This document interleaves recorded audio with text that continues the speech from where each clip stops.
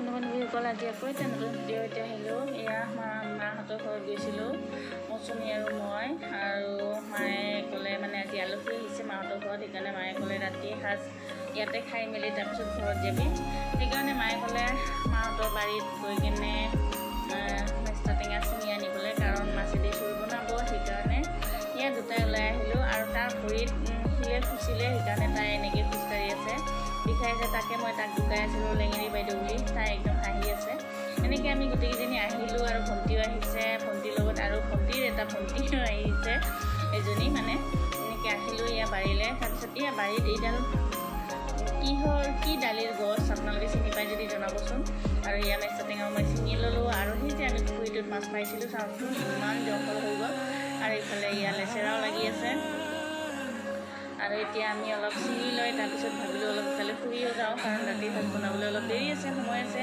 সেইকাৰণে ইফালেদি অলপ ফুৰি আহিলোঁ। ইফালেদি ৰেল লাইনটো আছে, আৰু এই লাইনে খোজকাঢ়ি বহুত ভাল লাগে, সন্ধিয়া সময়ত ভাল লাগে। সেইকাৰণে অলপ সময় ইয়াতে কথা পাতিলোঁ। আৰু তাই সেই বাৰীখনৰ পৰা ওলাই অহাৰ পৰা জোকৰ কাৰণে ভয় খাই আছে, আৰু জোক বহুত আছে, সেইকাৰণে তাই ভয়তে এনেকৈ আছে। আৰু আমি গোটেইকেইটাই ইয়াতে অলপ ফটো চটো উঠিলোঁ, তাৰপিছত ভিডিঅ' বনালোঁ। আৰু এয়া আলহীক ফুৰাব লৈ আহিলোঁ অলপ ইফালে।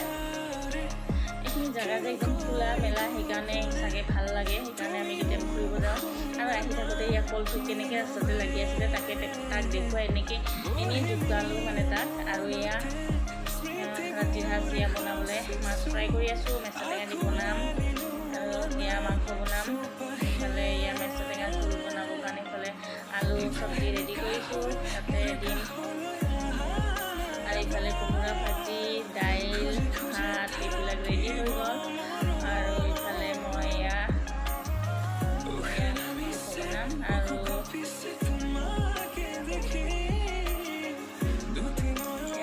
টেঙাও দি দিলোঁ, দি মেলি ধুনীয়াকৈ লৰাই মেলি তাতে মাছখিনি এৰি দিলে আমাৰ চব্জি ৰেডি হৈ গ'ল, টেঙা জোল।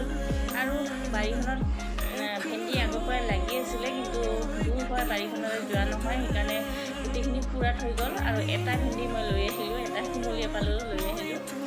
আৰু তাৰপিছত মাহঁতৰ পৰা আগদিনা এনেকৈ খাই মেলি ৰাতি 9-10 বাজি ঘৰলৈ আহিলোঁ। তাৰপিছত আৰু সেইদিনা আকৌ ভিডিঅ' এডিট কৰাও নহ'ল, দিয়াও নহ'ল। আজি আকৌ গৰমে ইমান গৰম, তথাপিও ৰিলচ বনোৱা নহয়, সময় নিমিলে গৰমৰ কাৰণে, আৰু গাটো বেয়া হৈ আছিলে, সেইকাৰণে এইকেইদিন ৰিলচো বনোৱা নাছিলোঁ। আজি ভাবিলোঁ নাই ৰিলচো বনাওঁ, সেইকাৰণে ইয়াত ৰিলচ বনাবলৈ সাজু হৈ আমি এনেকৈ গৰমত তাৰপিছত নোৱাৰি এনেকৈ ভিডিঅ' বনালোঁ। আৰু এয়া আমি দুটাই এনেকৈ কথা পাতি বনালোঁ। আৰু আপোনালোকে আমাৰ এনেকৈ কষ্টকৈ বনোৱা ৰিলচবিলাক যদি ভাল লাগে লাইক কমেণ্ট শ্বেয়াৰ কৰি দিব। আৰু এনেকৈ আমি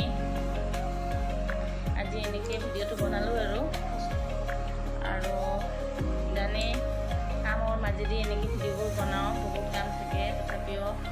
আৰু ইয়াত তাৰপিছত কেইখনমান ফটো উঠিলোঁ। আৰু আজি ভিডিঅ'টো ইমানেই ভাল লাগিলে লাইক কমেণ্ট শ্বেয়াৰ কৰি দিব।